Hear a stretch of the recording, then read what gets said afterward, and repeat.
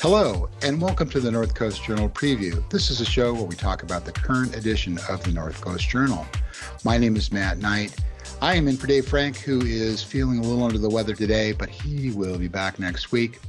I am joined today by North Coast Journal's Arts and Features editor, Jennifer Fumiko Cahill, and staff writer, Linda Stansberry. Welcome, ladies.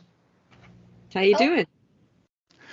As well as could be expected under the circumstances. And broadcasting from your fancy new studio. We are ensconced in the beautiful KZZH Fishbowl, is where we've started to call it now. But yeah, it's really groovy to be here at our new digs. So I invite the public to come down and check out Access Humboldt down here on the campus of the College of the Redwoods. But enough about me.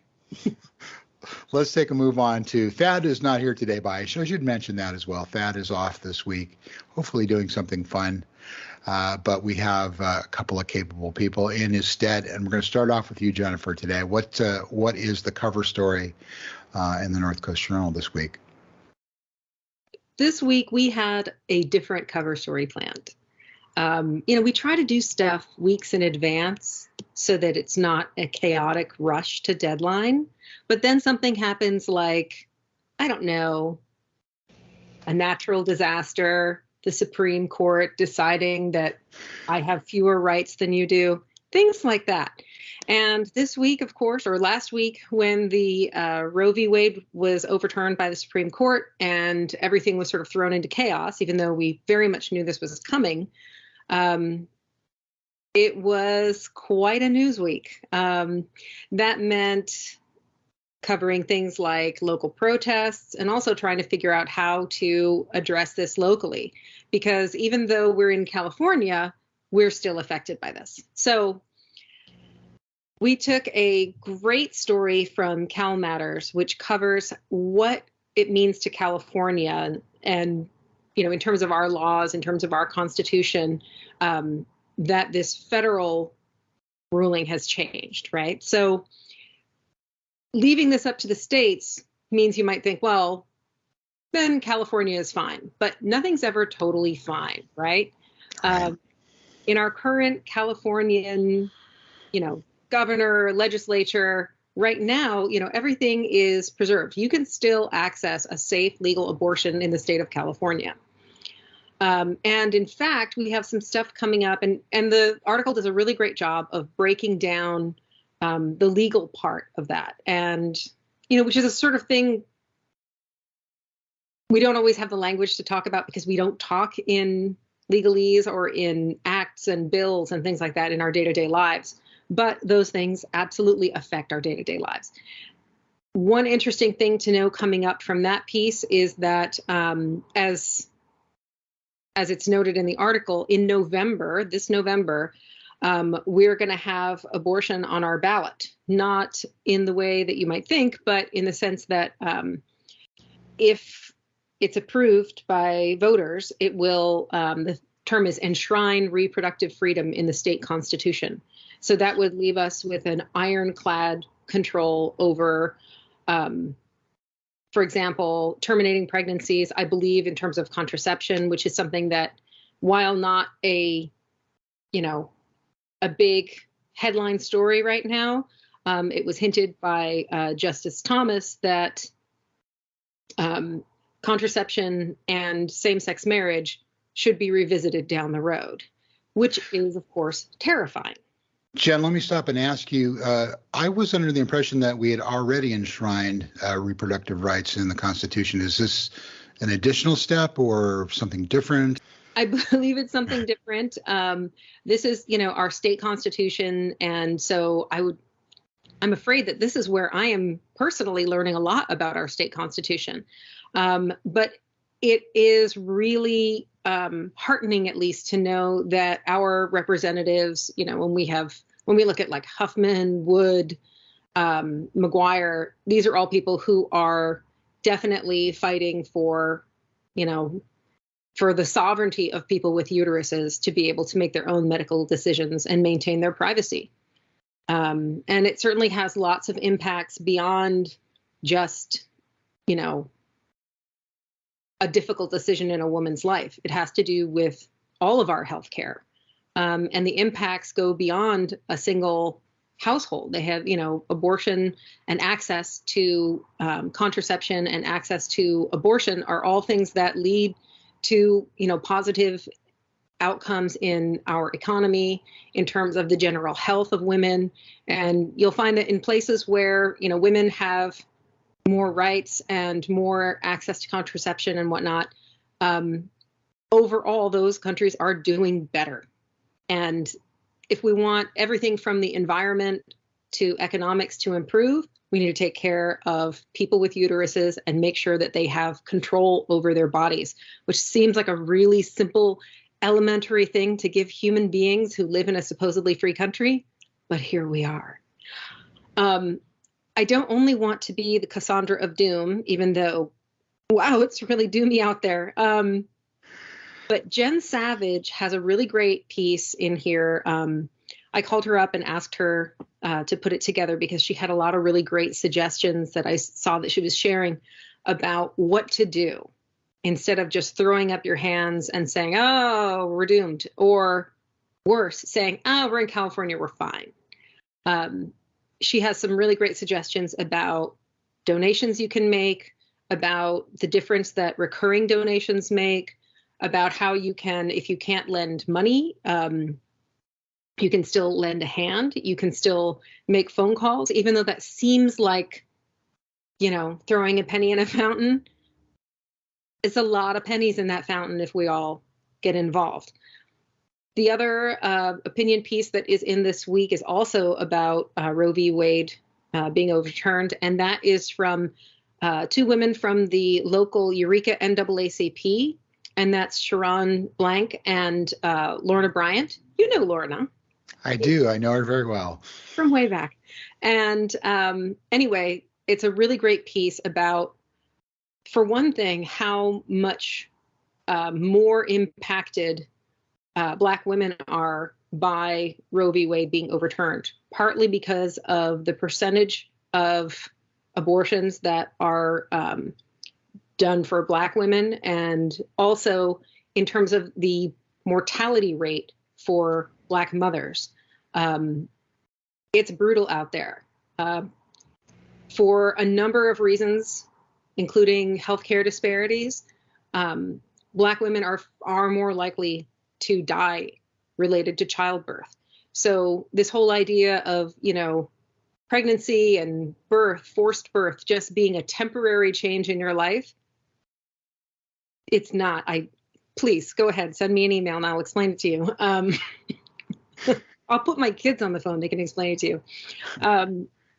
But they have a really great piece about not only understanding how disproportionately impacted Black women are, but also what you can do to be of help. And that does not mean starting your own foundation. You don't have to Ashton Kutcher this thing. You can actually lend a hand to existing operations, especially ones that are local, like Black Humboldt and other groups. And she's got, the two of them have a really great list of places that you can contact. And yeah, I just really appreciated their sharing it. And, you know, both of these views pieces are really frank about what we're looking at, but also optimistic in terms of what we can do to claw our way back out of this. Yeah. Well, it's really great that the journal was able to turn on a dime and get that out with a lot of great information and a lot of great sidebars. And I'm sure people will check it out more in depth. So any final thoughts on those before we move on? You know, I think that something that has come up in the discussion is, you know, you've heard me say people with uteruses and people in general. And I know there's been a lot of back and forth about like, oh, why can't you just say women? And I can tell you that I have like 3 people in my life who are or, that I know through work and whatnot, who are not women who have uteruses. And so the more inclusive we can be when we talk about issues like abortion and issues like healthcare, the better. And so I would encourage folks to consider how we talk about this stuff and how we can do better talking about it. Great. Well, I'm sure everybody will check this out in this week's edition. So let's move on to Linda. Linda, welcome, first of all. And you have a related story in many ways. Why don't you tell us what you're covering this week in the Journal? Absolutely. I think that's a great segue because I covered the Ferndale Pride March, which happened on Sunday, June 26th. That was the second annual Ferndale Pride March, and one of the things that came up during the organization of that march was the importance of intersectionality and championing the right to bodily autonomy for all people. So just to give a little bit of background on the Ferndale Pride March, the first march in this tiny little town happened last year, almost exactly a year ago, and it was galvanized in response to a sign in front of the local Lutheran church, inviting people who had been hurt by LGBTQ culture to find healing within its doors. I can't say that this had the unintended effect of bringing unwelcome attention to the church, but it certainly did get a lot of people involved and interested in organizing a march. So that happened last year. They blasted some Lady Gaga. They walked down the street. There was a confrontation with the pastor on the church steps. And no violence or anything, but there were some words exchanged. This year, however, although there were easily, I would say, 3 times the amount of people from the previous year, this year was very peaceful. The entire town seemed to kind of turn out to watch people march past, wave, clap, lend their support. The attendees walked from City Hall up Main Street along the sidewalks and back. There was a little get-together in the park with some vendors. And it was, all in all, a great, peaceful, fun, colorful event with the Samba Band. I was struck by one of the participants who said that they felt that Ferndale had changed. Tell us why they feel that way. Well, I grew up in southern Humboldt in the 1980s and 1990s, and my family is from Ferndale. And I can tell you that during that time, there was a lot of bias and bigotry towards the LGBTQ community. I didn't know, as a child, I didn't know anyone who was openly gay. I was really struck by speaking to the person that you mentioned about his uncle who was gay. So the person I spoke to said he came out to represent the straight retired farmers and suspenders contingent. And given that we're both from Humboldt, we're probably cousins. He just reminded me of a lot of the old guys in my family. And we were talking, and I told him a little bit about my uncle, who was originally from Ferndale and who was gay and died of hepatitis in the 90s. And we never talked about that in my family, It just wasn't something we discussed, and it was, really sad. And so we shared a little moment there talking about that and, talking about how it is that people in our community can be open about who they are. And, the event itself, there were many people from the LGBTQ community, including 2 women who have been together for almost 40 years. There are people there who are transgender. And they were very felt they were very welcomed in Ferndale. And, I'm editorializing a little bit, but I have to say it was really nice to see. And although there was a little bit of concern that there were going to be detractors or perhaps another confrontation with the church, nothing like that happened. I was very impressed by the couple that showed up with ice cream. It was a family that showed up with ice cream, actually. They, some allies to the community were waiting at the park with ice cream. Well, we all know that any event is better with ice cream. Right?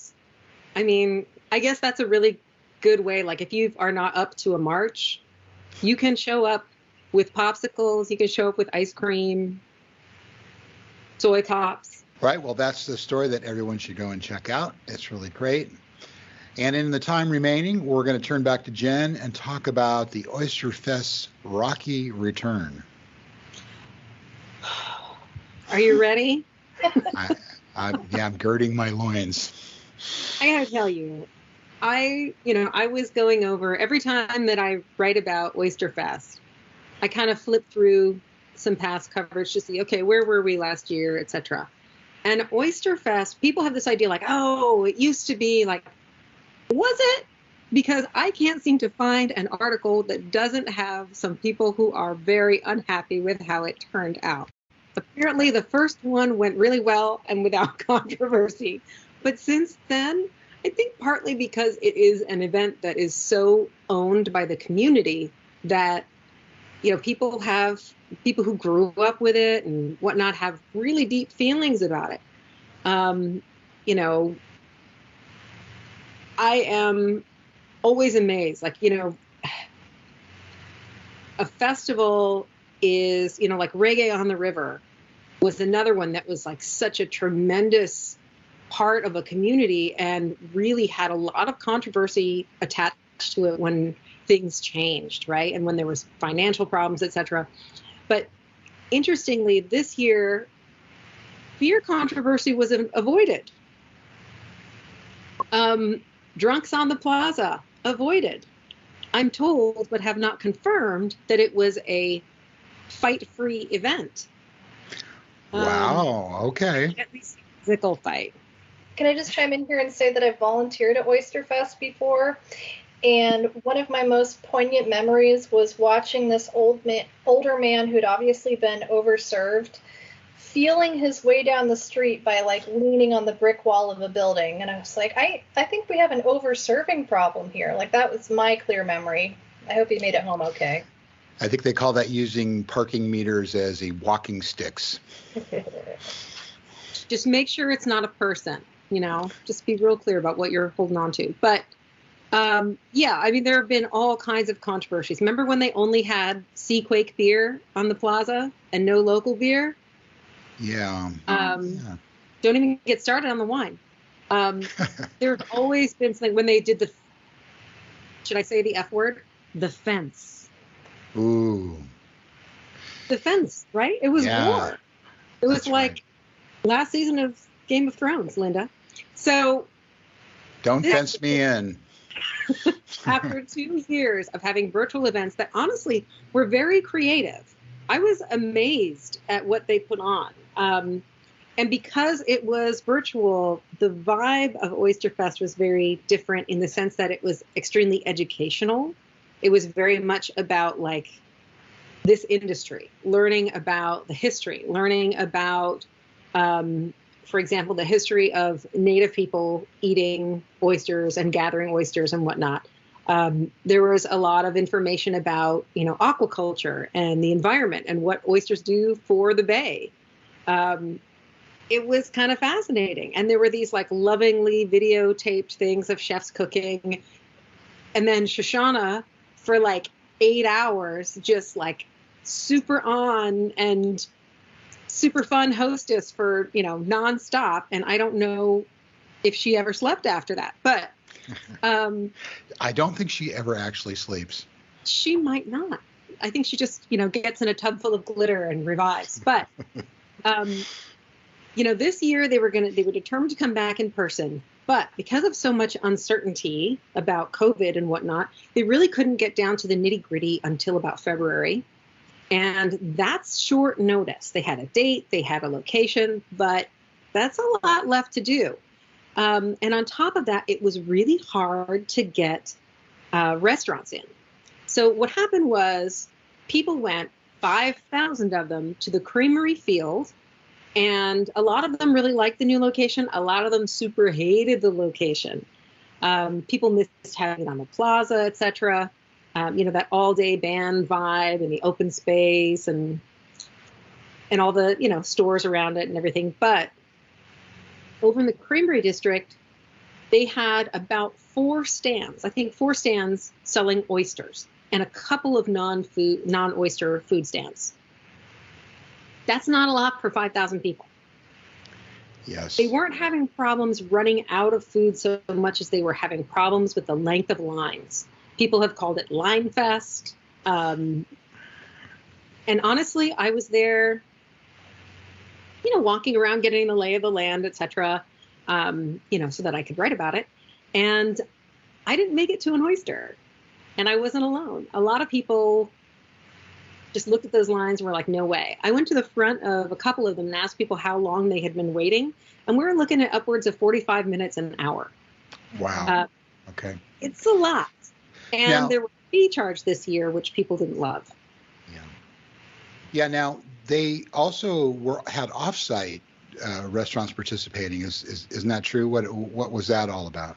Right. So starting, days before, restaurants in the area, and that includes Eureka too, were doing oyster specials. And actually we went and enjoyed one at Brio, which was lovely.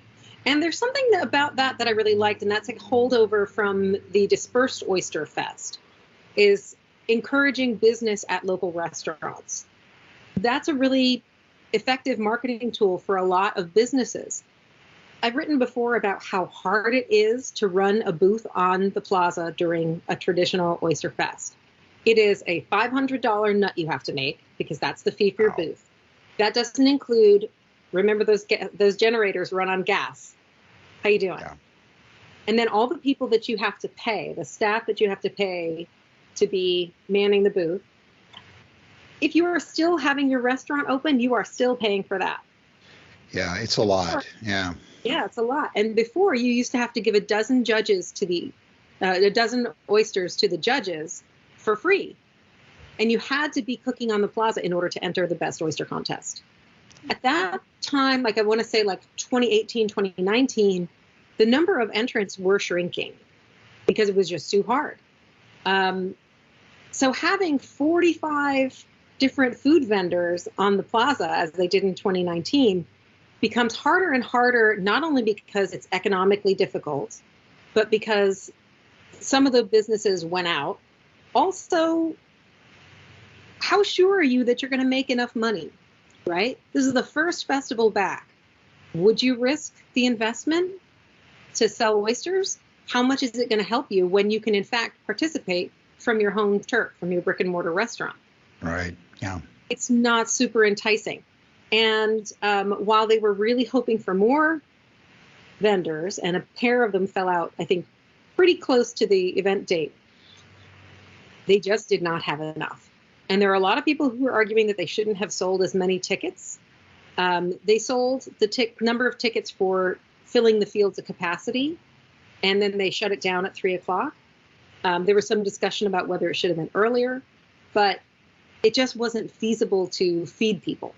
It was feasible to have a big party where people could be dancing and listening to music and having a kids zone and everything, but it just was not practical for feeding people for something that's an oyster fest.